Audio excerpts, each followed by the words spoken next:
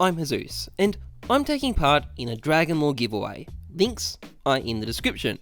Anyway, so the Berlin 2019 stickers are now on sale. Ordinary stickers are 75% off, autograph capsules are 75% off, and the holo and foil capsules are 70% off. On top of that, all the stickers in these capsules are going to drop in price as well, and you can pick those up on the cheap on the Steam community market. Now, this sale is probably going to run for about a week. Valve has made the times vary quite wildly. In the past, it's been as short as 1 day and as long as 9 days. 9 days was Katowice 2019, earlier in the year. As you can see, it traumatized a few poor souls on the CSGO market subreddit. I think they may have needed some therapy afterwards. However, recently they've been trending towards longer sticker sales.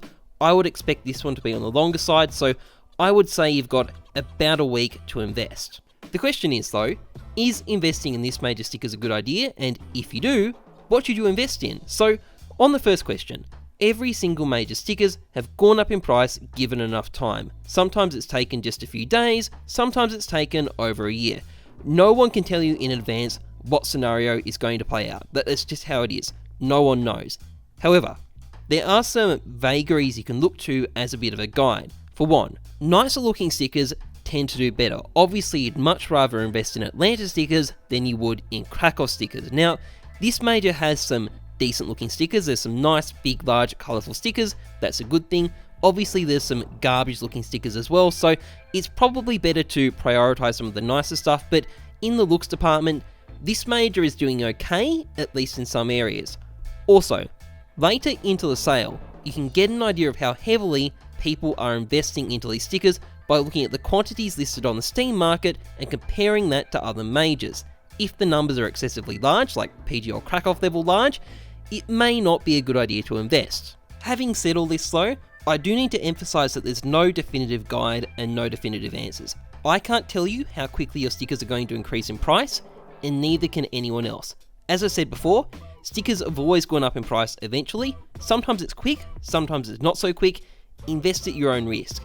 Now, as for what you should invest in, well, if you were to go to the CSGO market subreddit and look at their FAQ for the major, you will see the following question. What should I buy? And it has the following answer. There are no direct and easy answers. Research market volume trends and determine what looks popular. Invest in items you think look good and are safe picks. Now, this is some very blunt, but entirely accurate advice. There are no direct and easy answers, and in my case, if I recommended a specific item, there's a big chance I'd actually fuck it up as an investment because too many people would buy into it. But there are some important pointers when it comes to picking good items to invest in that I want to explain and can help you quite a bit. Firstly, one of the key bits of information you're going to want to look at is how items have performed at majors in the past, whether particular stickers or capsules have performed better or worse.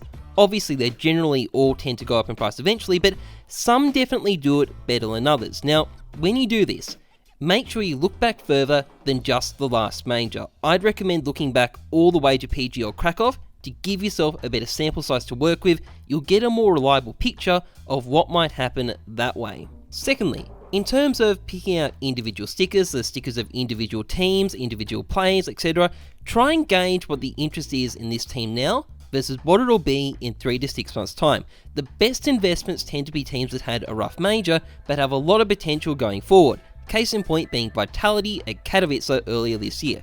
Sure, they didn't quite make the playoffs there, but they obviously had some great runs after that, and their stickers increased in price a lot. So try to evaluate this. You're not likely to be selling off your stickers in 2 weeks. You're likely to be waiting at least 3 months, so there's not much point investing in a team or player you think will have faded into irrelevancy by that point. Whereas if you feel like a team or a player is likely to improve over that period of time, they might be a good thing to take a chance on investing in. Finally, about how you handle risk. So take this guy here for example. He bought 11,000 of a specific autograph capsule last major, and if he'd held his nerve, he would have made a lot of money. That capsule did very well. Unfortunately though, he panicked a bit and was worried it was all going to go tits up and sold out early. Now, I can't blame him for that decision. In fact, I think it was pretty understandable at the time, but it highlights the issue of going all in one particular item. If that one item goes wrong, you're fucked. And the solution to this is to diversify what you buy. Buy some capsules, buy some team stickers, buy some autographs, and buy some foils. As I said, everything tends to go up in value eventually, and if you buy a mix of stuff and sit back and wait nice and patiently, you're in a much safer position on the whole with your investment, and that's what I do every major, and that's what I'll be doing at this major as well. Now, some other key points to wrap things up.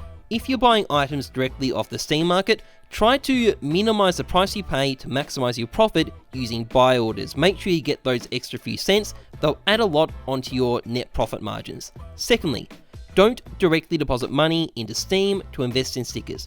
If you're looking to put in money, go through a third-party site. Whether it's a trading site with a direct deposit bonus or a cash out site, just go through there and then sell the skins on the Steam market because it's cheaper that way. You'll end up with roughly 20% more Steam wallet funds than you deposited in cash. So for obvious reasons, that's preferable.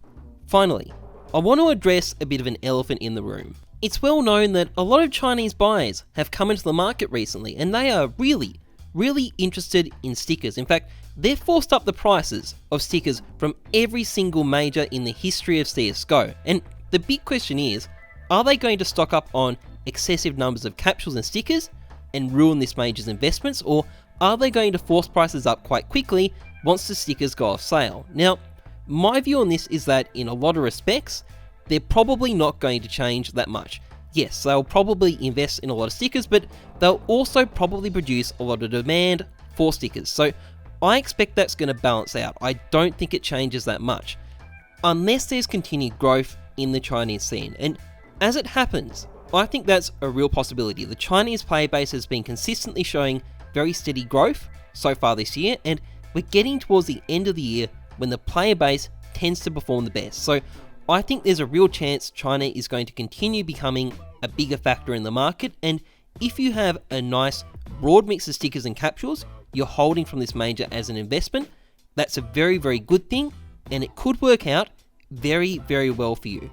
Anyway, that's pretty much it for this guide. I'll leave a link to the CSGO Market subreddit where you can learn more and talk with, like-minded people about sticker investments. Otherwise, happy investing.